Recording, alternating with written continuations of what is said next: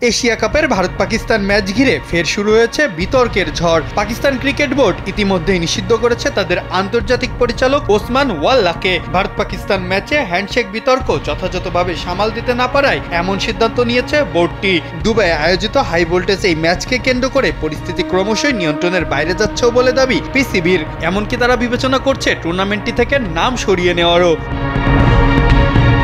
এদিকে শুধু অভ্যন্তরীণই নয়, আন্তর্জাতিক মহলেও চাপ তৈরি করে যাচ্ছে পিসিবি।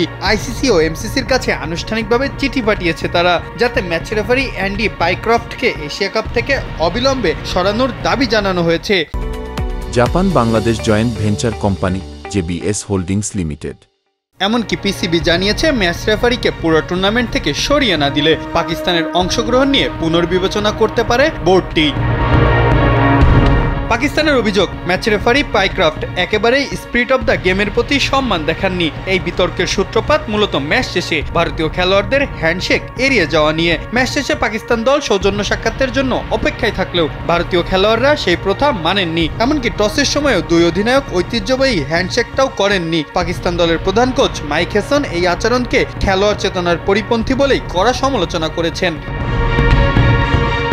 ঘটনার মাত্রা আরও বেড়ে যায় যখন ভারতীয় অধিনায়ক সূর্যকুমার যাদব ম্যাচ শেষে সেনাবাহিনীকে জয়টি উৎসর্গ করেন এবং রাজনৈতিক ব্যাখ্যা দাঁড় করান। পহেলগাঁও হামলায় নিহতদের এবং তাদের পরিবারের পাশে আছি, আজকের জয় আমাদের সামরিক বাহিনীর প্রতি উৎসর্গ করছি। এর প্রতিবাদেই পাকিস্তানের অধিনায়ক সালমান আলী আগা পুরস্কার বিতরণী অনুষ্ঠানেও উপস্থিত হননি।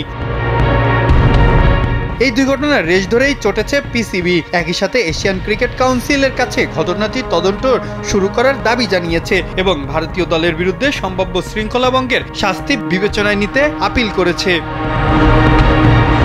যদিও ম্যাচ রেফারিকে শাস্তি দেওয়ার ঘটনার তেমন কোনো উদাহরণ নেই ক্রিকেট বিশ্বে। আর এই ম্যাচ ঘিরে এত নাটক হলেও ট্রফি উন্মোচনের দিন ঠিকই প্রেস কনফারেন্সে পাকিস্তান বোর্ড সভাপতি ও পাকিস্তান অধিনায়কের সাথে হাত মিলিয়েছিলেন ভারতীয় অধিনায়ক সূর্যা যাদব। তাই অনেকেই দুই দেশের এমন পাল্টাপাল্টি অবস্থানকে দেখছেন নিছকই আইওয়াশিং করার টুল হিসেবেও।